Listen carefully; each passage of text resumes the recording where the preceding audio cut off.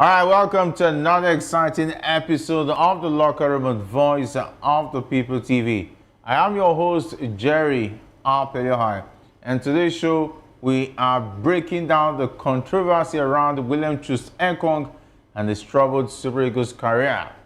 Was his time with the national team really over before the last Afcon? You won't believe what Peseiro'S assistant revealed. Meanwhile, all eyes are on Arsenal as Declan Rice puts on a masterclass against Real Madrid in the Champions League last 8. Did his free kick magic finally prove he is the missing link for the Gunners? It promises to be exciting on the show with Ekong'S joining us in the studio today, and we've got Mayowa joining us virtually. The stage is set for some heated debate, and let's dive in. And don't forget, you can also be a part of the show via the WhatsApp number under the screen. You can see it, and you can also hit that like button, subscribe, and of course, drop your comments on the comment section. We'll be taking them as the show progresses. Ikechukwu, I know you are in solidarity with the Arsenal fans. And of course, I must say it was a good football game yesterday. I saw football at its best. Absolutely, Jerry. Good evening, and good evening to our viewers. It's one of those games where you look at and you see the best of players, stepping up in the biggest of moments. We talked about this game before it started, and we talked about how Arsenal will most likely step up, just like the Super Eagles, against a side people think we are not going to get the best result. You see Arsenal, coming out smoking like the real guns that they are. And then, they show that, they've got what it takes to actually conquer the world. A very good victory. I mean, convincingly, they would have even scored more goals if not for the brilliance of the Real Madrid goalkeeper, Thibaut Courtois. And I must say, Real Madrid players actually came to the Emirates with plates, and they were served, a bowl full of rice. And at the end of the day, you see Arsenal fans smiling. And, you see the despair, the look of despair in the face of Kylian Mbappe and Vinicius Jr. Trust me, Arteta did his own work, and the Gunners got the deserved 3 points. All right, and of course, Don Carlo and his team were served a lot of rice on the night at the Emirates Stadium. Mayowa, I hope you ate rice today because it's rice day. Well, it's always amazing to be here. I mean, it was a ricey Tuesday. Rice delivered yesterday. It shows that if you spend good money, you get good results. That is one of the reasons why Arsenal has been struggling all while. If they had decided to spend money the way they should have spent money, I think they should have probably been able to nick the EPL. However, let's leave the EPL alone. Arteta again, masterclass, outplayed Real Madrid. I mean, we said it yesterday that Arsenal were going to dominate in the midfield, and they needed to take their chances. And they did that. Kudos to Thibaut Courtois. That is the reason why there is still a little glimmer of hope in the second leg. If not for Courtois, it would have ended 5-6-7. However, I want to stick my neck out. I want to call it. I think Arsenal will win this year's Champions League. All right, well, let's not jump the gun. This is just last 8. The second leg is still there. Benebu, come on, this is Madrid. If there's any team that can change 3-0 to 4-3 aggregate, that team has to be Madrid. So that team, but this Madrid is not a team that can do it against Arsenal. Let's give them the benefit. No, we can. Doubt. I'm not giving them the benefit of doubt. Let's give them the benefit of doubt. Anything can still happen in the second leg. This is Champions League. This is not FA Cup. This is not Carabao Cup. See, Jerry, this Madrid team that we saw yesterday, with the omission of Camavinga in the second leg, Arsenal will beat them silly. Go and write it down. Wow. Camavinga is the only player in the midfield yesterday that has the leg to run and win the ball. He will not be playing in the second leg. And you think with Luka Modric in that middle, they will be able to do something. Arsenal did one thing yesterday, and they did it very well. They understood the game plan of Carlo, which is, Luka is not going to be moving forward because he doesn't have the energy to move forward, but he has a very good range of pass. They did something. They ensured that, go and watch that game, they ensured that Luka Modric will always always face his goal anytime he's on the ball. They never gave him the space to face the Arsenal goal. So anytime he's on the ball, there's a man charging on. So there's no time for him to think, or there's no time for him to actually play a good pass. all through 90 minutes, so a man is on him. Kamavinga is the only person who can actually run. And Arsenal has 3 players in that midfield that can actually run 90 minutes. That's why this guy was so comfortable. Kiwior, who felt he was going to be the missing weak link in the Arsenal backline.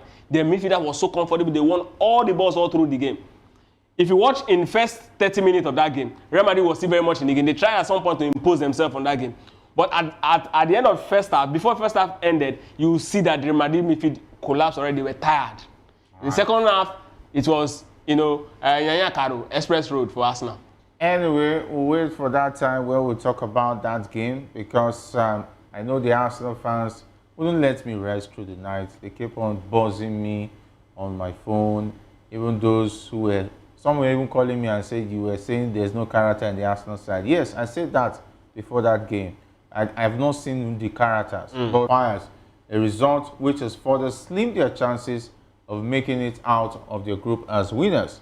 The captain of the Nigerian team, William Ekong'S, was culpable for the late goal considered in that game, an error which he owned up to before his teammates after the game in Uyo. His performance wasn't quite inspirational, especially for someone who was voted the most valuable player at the last Afcon in Côte d'Ivoire, a tournament he could have missed if not for a late change of mind by former coach Jose Peseiro'S. Ekong'S national team career is over. He wasn't supposed to be at the Afcon, and this one is coming from Peseiro'S assistant. And he said that Peseiro felt that Ekong was too slow and also not technical enough when it comes to his positioning and movement around the box. And credit to him because he came to the camp largely due to the fact that Peseiro wanted him as an option from the bench, not as a starter. But the manner in which he trained and also played in test games forced a rethink, especially with the combo of Semi Ajayi and Calvin Bassey not working. He however said after the first game against Equatorial Guinea at the tournament, they had an agreement to go with the back three to prevent Ekong from getting exposed due to his lack of pace and dwindling awareness. Of course, the assistant goes on to say that I would like to warn the new coach of the Super Eagles on playing Ekong in the back four. It's never going to work. And he said that we noticed after the first game at the Afcon and decided to play him in the back three with Calvin Bassey covering up for his lack of pace, while Semi Ajayi doesn't do the same to complement his poor awareness. And that was how he won the MVP at the Afcon. Definitely a lot of us didn't know about this, but there were feelers that he was going to drop Ekong. But Ekong came to that Nations Cup to prove him wrong. And the fact that they discovered that weakness and were able to cover him up with Semi Ajayi and Kevin Bassey, that was a smart move. But they need a new coach because of the limited time to see these players, no friendlies. He could be buoyed by the fact that Ekong is the captain of the side and starts him. True. Jerry, if you look at the first game against Equatorial Guinea, you realize that the Super Eagles actually struggled in that very game. We struggled a lot. And if you look at a team struggling to actually keep the ball or play in a pattern they are used to play, there's certainly something wrong with the way they actually win balls. And what gives a midfield or give midfielders confidence to actually play properly is if their defense line is solid. Right now, you see a shaky defense in that particular first leg. And then the coach decided to actually bring in, Calvin Bassey in, shuffling Calvin Bassey close to the midfield in that our second game against Côte d'Ivoire. Our first games, Calvin Bassey did not actually play from that position. It was in our second game that Calvin Bassey moved into that position, and that was when we started getting, a stable backline. And I want, if you watch also the Olympics, I think it's 2016 Olympics that William Ekong actually went, you also notice that he actually also struggled in that particular tournament. So I think these are things I want to expect that a manager who has been with them for a while will be able to actually see. And this is obviously not the fault of Eric Shell, because he's very much new in the team. So most of these things he must. I mean, for me, he's not aware of it. I mean, his first training session, the next thing he's doing is playing a World Cup qualifier. So I think that's actually on the NFF because they didn't actually give him enough time to actually prepare and get to know his boys. But then, how do we actually come out from this? Because at this point, this is not when we start trading blame. It is how to find a solution to this. This man has also Peseiro'S assistant actually, handled the ball, so you understand. This is a very good one, giving us this very good, insight on how to actually get the best out of Ekong. Let's now look for who is going to actually. Perhaps we're going to be seeing an Ekong'S and someone to actually show off the back line for Ekong to actually just command or lead the line so that his lapses will be covered. We still need his experience in the back line, no doubt. It goes back to what we were talking about 2013 winning side, where Joseph Yobo was actually he doesn't have the leg again to play, but then the big boss found a way to actually bring in two players who complemented themselves in Obuabona and Kenneth Umero. People who have been saying that he doesn't have the knack to the mind to actually make big calls. This is the point where you start making those big calls. Find solutions. Some players cannot actually play alone. They need somebody to actually bring the best out of them. So I agree with him. All right, and of course, Maiwa, his speed was actually the issues with Ekong. That means in the 9 minutes of that game, it would have made a whole lot of sense to remove him in that game and add two more defenders to assist in making sure that they were able to hold on to 3 points. But unfortunately, he played through that game, and we saw his weak, talking about his weak play in terms of trying to attempt to stop the Zimbabwean attacker from beating him to score that goal. That's just the honest truth.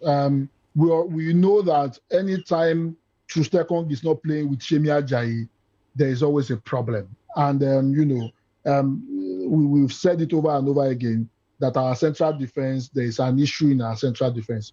Ekong is not the fastest of player. Age is no longer on his side. There is a need for us to have been able to get a replacement. The reason why Ekong made that particular team, yes, an Excel would have been, we should have, removed, substituted a Ekong, or even bring in more defenders because of the express of Ekong. Bringing more defenders are probably, cushion the effect of Ekong being exposed to the Zimbabweans. However, that did not happen. We cannot cry over spilled milk anymore, and we will not blame Excel totally for this. The NFF took over 11 months before they appointed Excel. He doesn't really know all these players very well. He doesn't have time to be testing out players. He will definitely stick, to the names that have been doing it before. It's just so unfortunate that, in this part, at that particular point, Shemi Ajayi was not available. The person that's always covering, the glory of Ekong now has always been Shemi Ajayi. Anytime, go and watch any of our games of recent, anytime Shemi Ajayi is not present, Ekong always, always struggle. Then that goes to the depth of the team. There is a need for us to create more depth in that particular team. Hence, whereby if some players are not available, we'll be able to have a replacement. The same issue we're having with Ekong in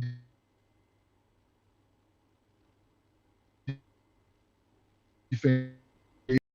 We are in front of all our team. Bring for okay. Maiwa, I think we can no longer hear you due to the technical issues there. Some bit of glitches, and hopefully that will be sorted soon. Let's talk about the high-flying Everton midfielder team. Irogbuna is open to the idea of meeting with the head coach of the Super Eagles, Eric Chell, to discuss playing for the senior national team of Nigeria. Team who is of Nigerian descent, has represented England at various youth levels, but he is still eligible for Nigeria at senior level. Chell is said to be considering an approach to the 21-year-old who has played in 15 games for Everton this season. The idea is to have a meeting to discuss how he will fit into the Super Eagles squad and be a mainstay in the midfield for a very long time. A meeting likely to take place at the end of the season when the Super Eagles are expected to be in London for a Three Nations Invitational Tournament involving Trinidad and Tobago, Ghana, and Jamaica. And sources say Tim has given his green light to the idea, with a date now up to Chel, who will in the coming days begin a tour of Europe to speak with some players of Nigerian descent on the idea of playing for the Super Eagles. I think it's a good idea to bring a lot of players. I've not really seen Tim and see how he plays, but I've heard good things about him. The truth is, a team that is not really high up there is open to anybody to come and be part of it. We're talking about the Super Eagles 2002 squad that was disbanded, and then we started afresh from 2002. The quality we started with in 2002 is the quality we still maintain. Before 2002, the quality of players we had that qualified for that World Cup, go and look at those players, look at where they are playing. They are all regular for their club side. They are not just regular, they are big players in Africa in their own right. The likes of Lise, JJ, and Nwankwo Kanu and the likes. Ifeanyi Udeze, Celestine Babayaro, all these guys are top players, Taribo West and co. Now, we got to this level where these guys got disbanded, and then we got new, fresh legs jumping in Super Eagles. From nowhere, many of them, the likes of Bartolomeu Ogbeche, Eric Ejiofor, Christopher Ejiofor rather, all these guys were part of the Super Eagles team at that point. Now, when a good team has a very good, one thing that separates a good team from an average team is that the good team will always have a well thought out succession plan. You see that, okay, when these ones are going out, these ones are actually ready to take over from them. Now, that gap was bridged. So any player can actually now walk into the Super Eagles until we get to set another structure or another standard. Before 2002, between 1994, the guys that won Nations Cup and that's 2002, you see that succession plan was very much key. Players that replaced the ones that were there before are actually top players. So when we got these likes, players that will be replacing them are players at their level. So when we look at players like Tim coming to Super Eagles, it's definitely not far from the players we have in the middle of the park. So these are the level of players we continue to have until there's a total restructuring of our team. Until then, trust me, anybody can actually just come. Shebi, we are lucky now that we have the likes of Olajuwon, who has shown that he's a superstar where he is. That's exactly the same way he also came. He was born outside the country, and then you look at him playing for one club in Premier League, and then you invite him. We're going to invite more and more players like that. The ones that cannot really give us their best, they will go. Another one at the same level will come until we do the right thing here first. All right, I've heard a lot of things about Tim Iragbunam, and he's a very good tackler of the ball. He knows how to win balls, and of course, make sure that he is a very active player when it comes to the midfield. And if you take a look at the Super Eagles, I think we need such young players who are strong, who are already playing first team football in the Premier League in the Super Eagles. The thing is this: at the moment, that is the strategy we are going with. Somebody said something on the page one time. Said, "I'm against Nigerians that are born abroad." And the rest of that, that probably there's no foresight there and the rest of that. However, Ikechukwu said something that is very, very important. Go to the class of 1994 till the year 2002. How many of those players were born outside Nigeria? I don't have anything against people born outside Nigeria. They are eligible Nigerians, and if they want to play for Nigeria, yes, we should give them the opportunity to play. However, what we have at the moment is this: the moment you are born abroad, you have a special place in the national team. Look at our current national team. How many of those that play first team football for us in the just concluded World Cup qualifier? How many of them were born in Nigeria here? Cut their teeth in Nigeria here. How many of them?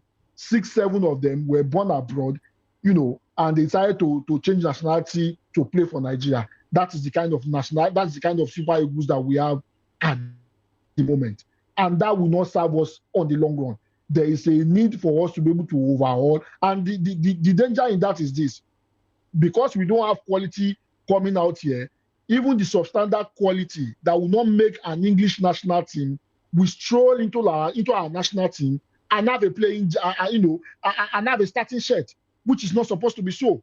Go back to the class of 94 to 2002. There were a lot of competition, and these were guys that have cut their teeth. Here in Nigeria, there is a need for us to start grooming players from here in Nigeria. Yes, we can have a mix of, the foreign-born players that are very good. The ones that are very good, that are exceptionally good, should make the national team. Not, the national team is now open for every foreign-born, for a lack of better word, for every foreign-born player that just wants to play for Nigeria to come and play. That is not the way to go for us. At the moment, that is what we need to do to see if we are able to qualify.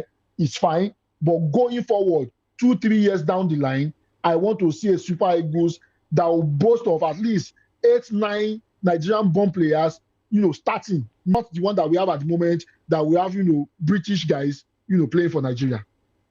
All right, definitely. We look forward to see what happens. But for Rogbonam, I think I've seen his tackles. His stats are very good for a 21-year-old. And it looks like the future is bright. We need young players who are gangling and up and doing, not players who are already tiring out. We know Wilfred Ndidi. He's no longer the Wilfred Ndidi we used to know back 3, 4, 5 years ago. And Frank Onyeka, he no longer heals faster like back in the days. But the only young midfielder we really have has to be maybe Frank Onyeka, Tom Dele Bashiru. Those are the only two. Alex Iwobi, though in the Premier League he's something else.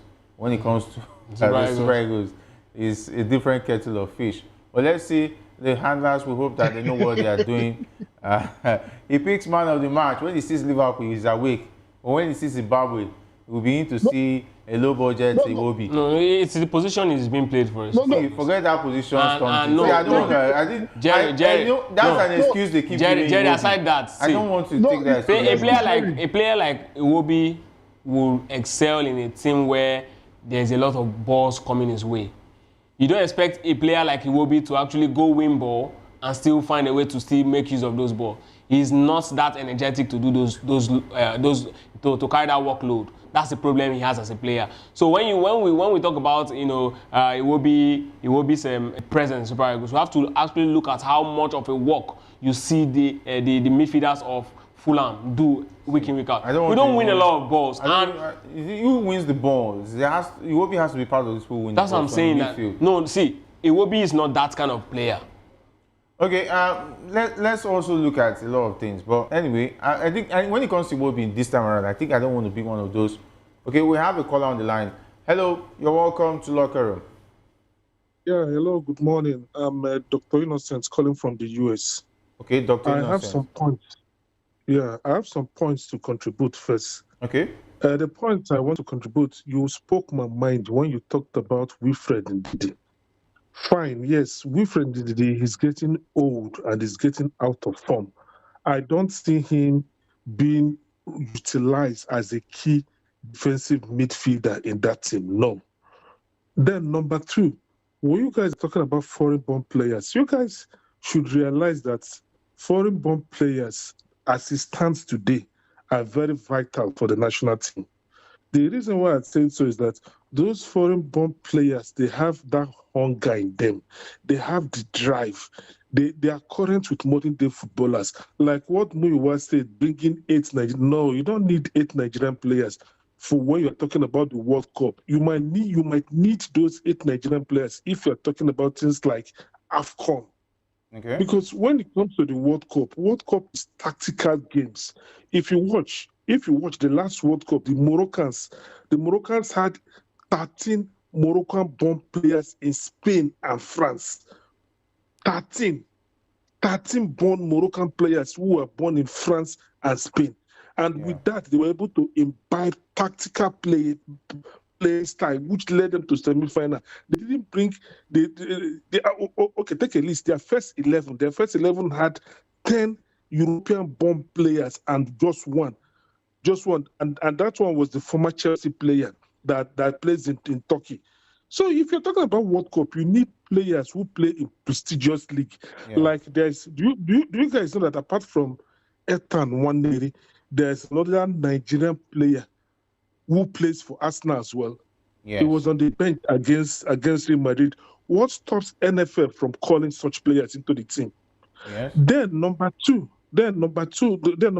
Another suggestion I have is we should try to bring in our legends into NFF authorities, because we don't expect Eric Chelle to go and start visiting players. It's our legend that should be the ones to do that, because when the legend goes, when the legend they go to visit those players, they will instill competition in the minds of the players. Imagine someone like someone like Jejo Kocha going to visit someone that plays in Arsenal. That person will know, Lionel Messi talked about this guy. Lionel Messi said, Ronaldinho said this guy was his mentor. If this guy can come to talk to me, fine. That means I must up my game to play very well.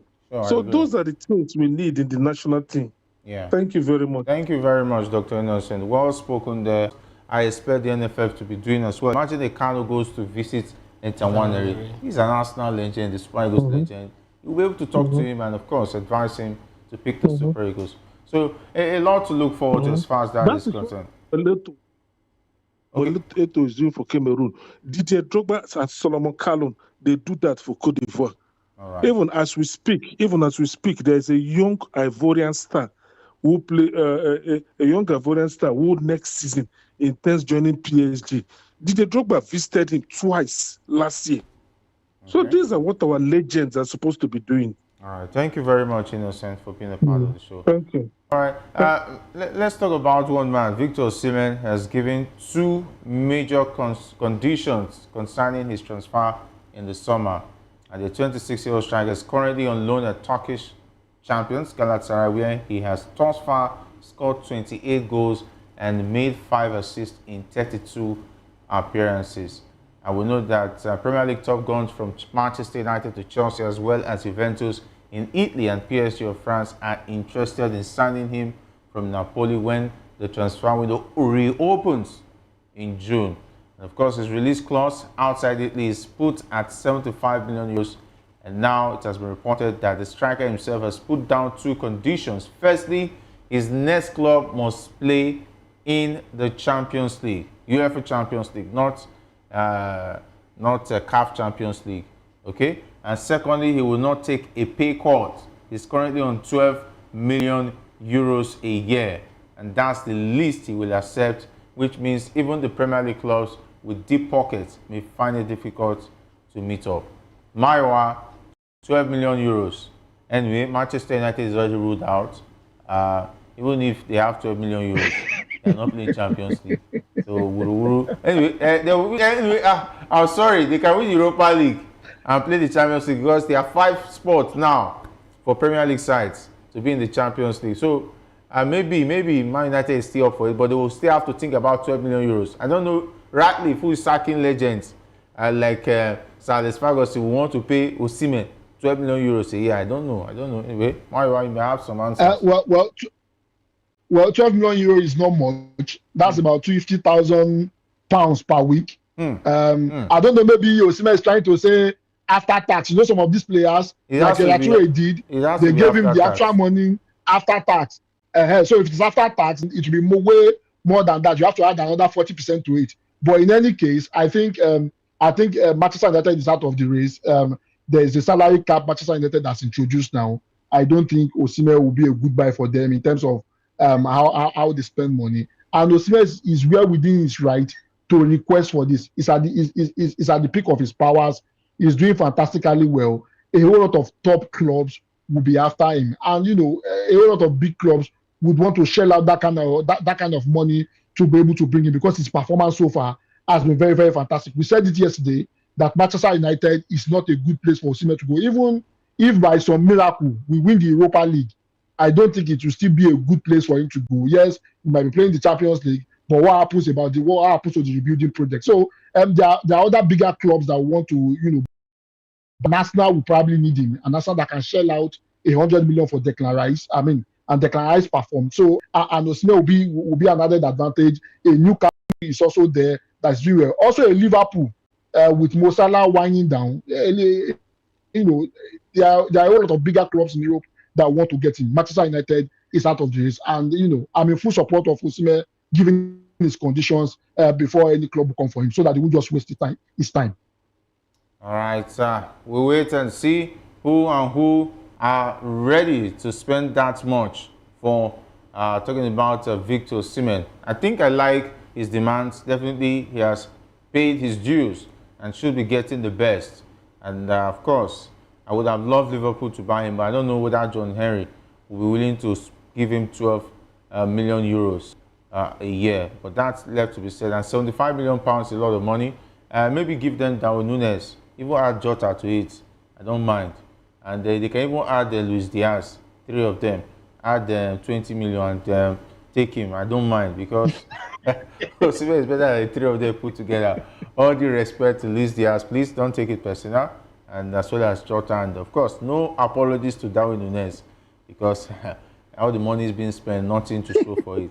But it is what it is. Let's talk about the NPFL. Talking about the battle for the title is looking more interesting by the day.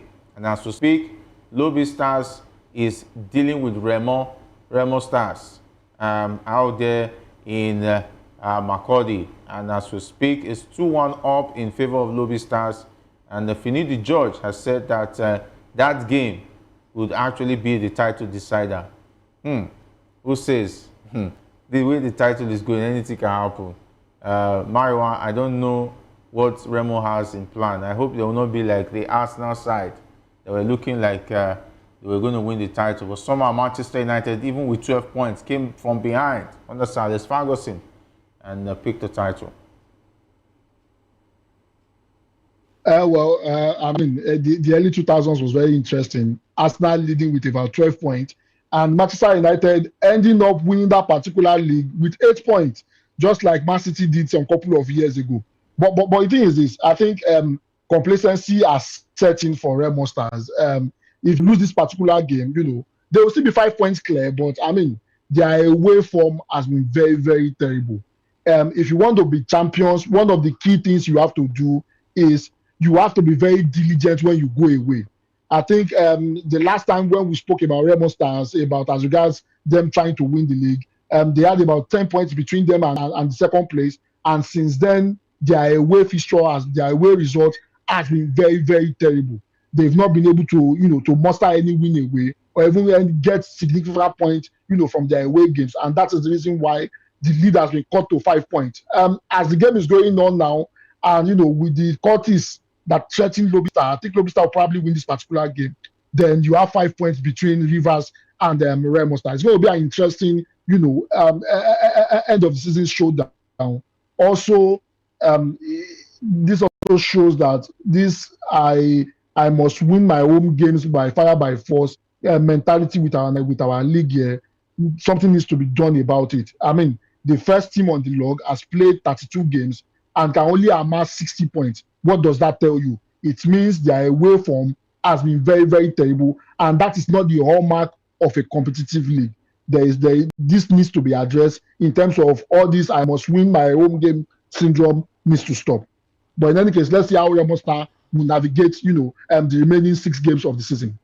All right, and of course, as we speak, it's already 60 minutes into the second half of that game, and Remo Stars 60 points, and Rivers United occupying the second spot with 55 points. And if it ends like this, I think it's going to be difficult for Remo Stars. Absolutely. 5 points at this point is quite huge. Looking at the way the table is, we have about 8 games to go, and 8 games is just 5 points, just 2 games. Yeah. Right. You just have to, slip up twice, and then you just one lose. And who says Remo Stars will not lose again? 8 games, it means you have to play away 4 times. And what is the guarantee that you're going to win all away games? Of course, we are also going to be looking at Rivers United also, if they can also do the same thing by winning all of their games. But then the team at the top at this point is most the pressure for the table toppers is bigger than that team that is following them closely. And then for Rivers United, they've won the league before. 2021 they were champions. Finidi George also have won the league with Enyimba, so he knows what it takes to win the league. Remo Stars, they've not won the league before. These guys are actually young guys. These guys don't know what to, what to do, how to actually handle pressure at this stage. This is exactly what happened to Arsenal back-to-back 2 seasons under when Pep Guardiola was chasing them. So these things happen to teams with less experience. This is the stage where, teams, you don't have to just win because you have quality. You have to win because you have experience and you've tasted what it feels like to be under, pressure. Now, talking about the Nigerian League and why teams cannot win away from. Yes, we can all have a conversation of, thug, insecurity, people are afraid and all of that. But then there's little to separate when it comes to quality of different sides. Let's be very honest to ourselves. I mean, back in the days when Eimba ran riots with the league, you can tell that the quality Eimba has at that point, we're talking about the early 2000s, is way bigger than that we can see in the rest of the teams in the league. I mean, these guys actually did not just conquer Nigeria, they conquered Africa, and many of their players are good fit for Super Eagles at that point, even though we have top quality players playing Super Eagles. The likes of the truth is that most of Area and Co could not break in, but most of the current NPFL players, they are substandard. That's what I'm saying, that there's a flat, the quality level is flat. The quality level is flat, so it's difficult for you to go away from home to even pick up a result. I've seen some NPFL games, when I watch 2-3 minutes, I get fed up. Nothing inspiring. Yes, because just like some people just coming, they're just running around. Absolutely. Let's look at the EPL, for example. Let's say every team in the EPL have the quality of Ipswich, just slight variance. Let's go to where things are happening, where real football is being played. Let's talk about the UEFA Champions League. Mikel Arteta admitted that Arsenal defied the odds with their stunning 3-0 win against Real Madrid as Declan Rice's free kick magic left the Champions League holders in disarray. Rice inspired one of the greatest results in Arsenal's storied history with 2 blistering free kicks in the second half of the quarterfinals first leg. And I know our producers have some pictures of that free kick. I think for me, even if 2 Thibaut Courtois were in that goal, none of them would have been able to stop that free kick. And of course, it didn't happen once. At least if it had happened once, you say it's a fluke. It happened the second time. It shows that the man knew what he was doing. And of course, I must say, it's a Rice Day. Today has been declared the official Rice Day for Arsenal fans.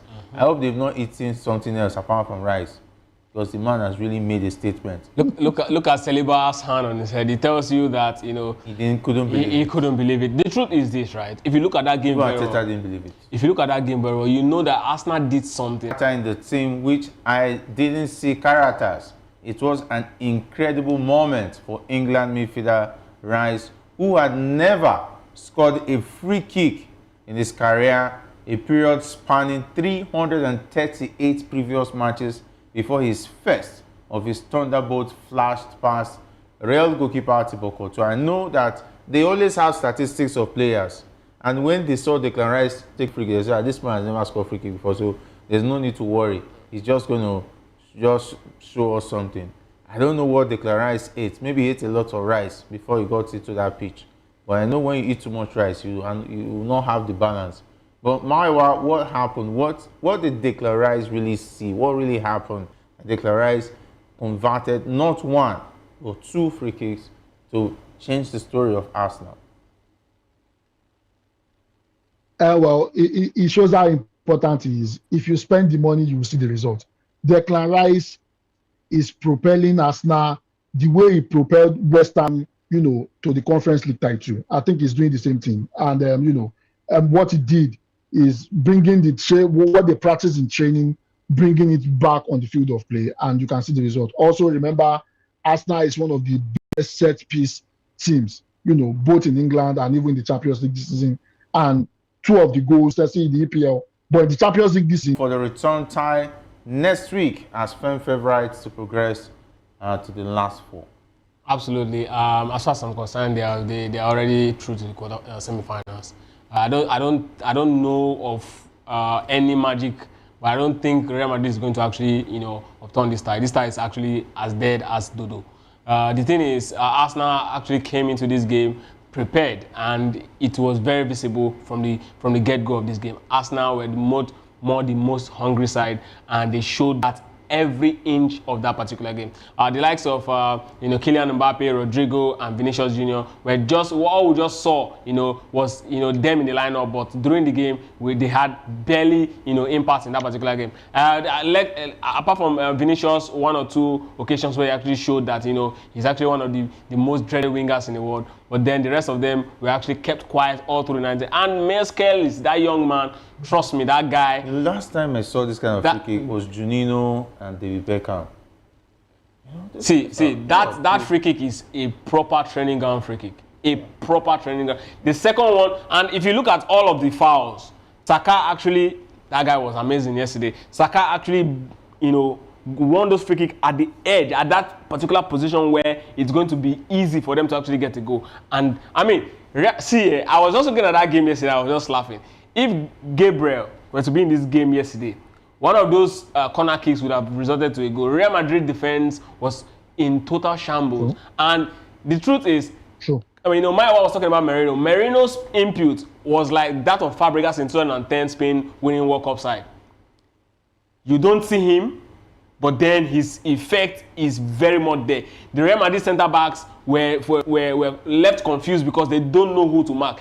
When Arsenal is off the ball, this guy is joining the midfield to actually win more balls. When they are going for the ball, you see him playing wide alongside Martin Odegaard. So there was no room for you to actually know who is going to be the striker. Arteta actually did a very good job yesterday. And trust me, if he continues like this, he's definitely going to be one of those managers who look back and say, yes, he really learned, his trade very well from a top manager. I don't want to get excited yet until the second leg at the Bernabeu next week. And let's tell you that the Premier League will be guaranteed at least 5 teams in the 2025-2026 Champions League edition, following Arsenal's stunning 3-0 win over Real Madrid in the first leg of the Champions League quarter-final. The English top flight needed just 1 win from its clubs in any of the 3 European competitions to secure 1-2 extra bets on top of the 4 granted to the top 4 in the table, awarded in the highest ranked countries in the UEFA coefficient ranking. And in this system,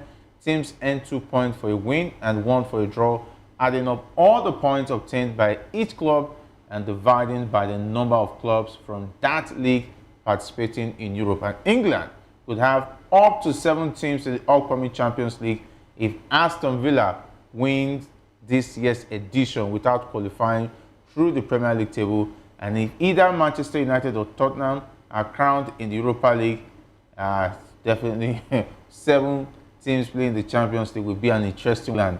And of course, Italy lead the race for the second additional place, with Spain and Germany trailing behind. It will be too sad that anyway, let's see if Manchester United win the Europa League and if Aston Villa win the Champions League.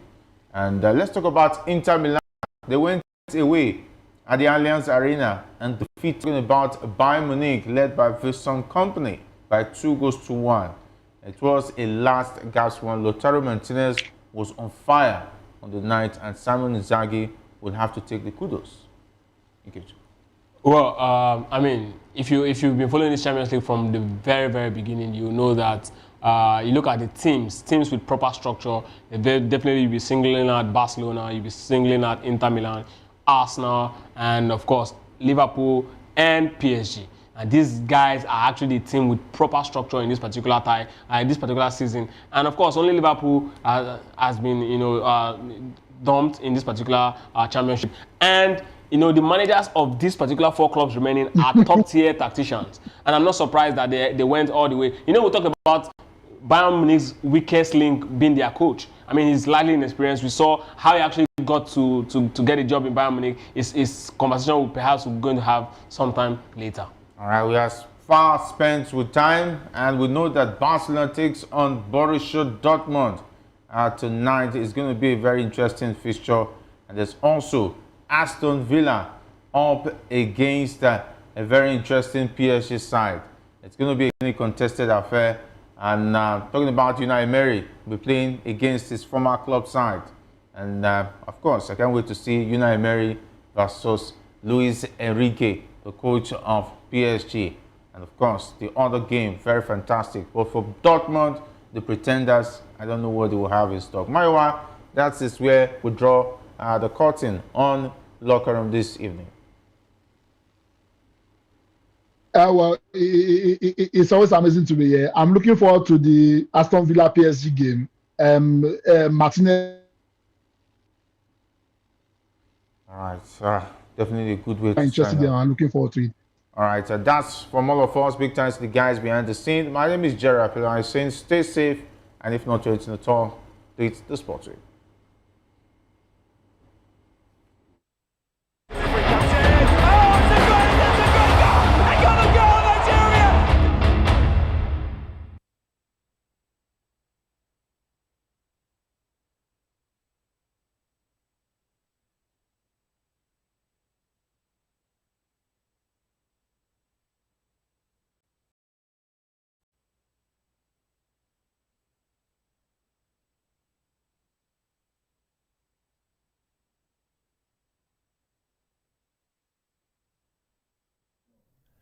Imagine a world where every click brings us closer and every online chat weaves a tighter bond across the globe.